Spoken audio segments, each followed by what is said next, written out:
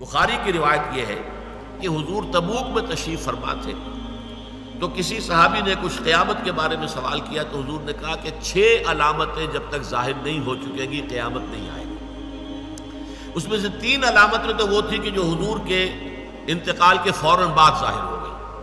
اور 3 ہیں یہ آخری زمانے کی علامتیں، وہ میں آپ کو پڑھ کر سنا رہا ہوں۔ ثم استفادت المال حتى يعطى الرجل 100 دینار فيصل ساخطا، اتنا مال ہو جائے گا عرب میں، اتنا ظاہر بات ہے یہ عرب سے مراد وہی ہے، عرب جزیرہ نما عرب، اس میں آپ کی امارات بھی آ جاتی ہے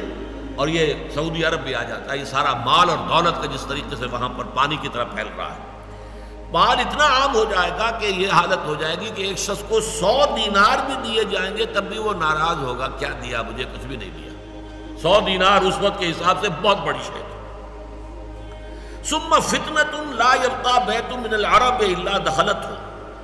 پھر ایک ایسا فتنہ آئے گا کہ عرب کا کوئی گھر نہیں بچے گا جس میں وہ فتنہ داخل نہ ہو جائے۔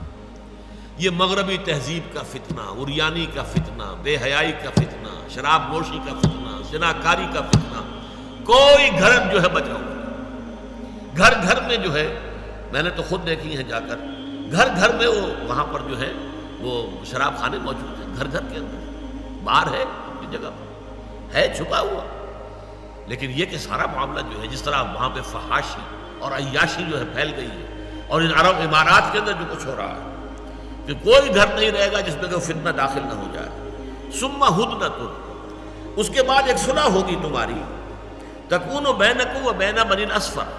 جو تمہارے اور یہ زرد رو لوگ جو ہیں وائٹ پیپل ان کے درمیان ہوگی۔ فیغدرون، لیکن ایک موقع پر آ کر وہ صلح توڑ دیں گے،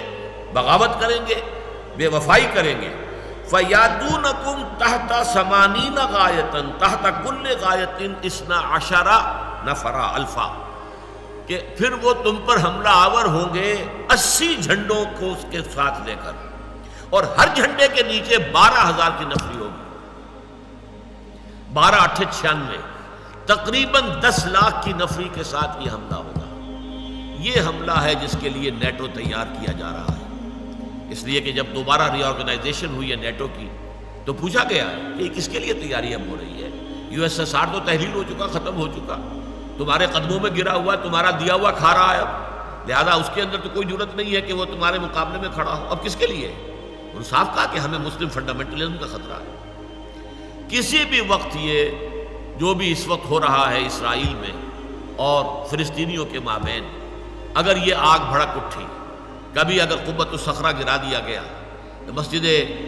اقصیٰ گرا دی گئی، پھر جو ہوگا طوفان جو آئے گا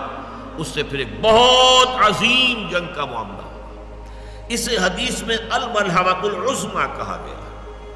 عظیم ترین جنگ۔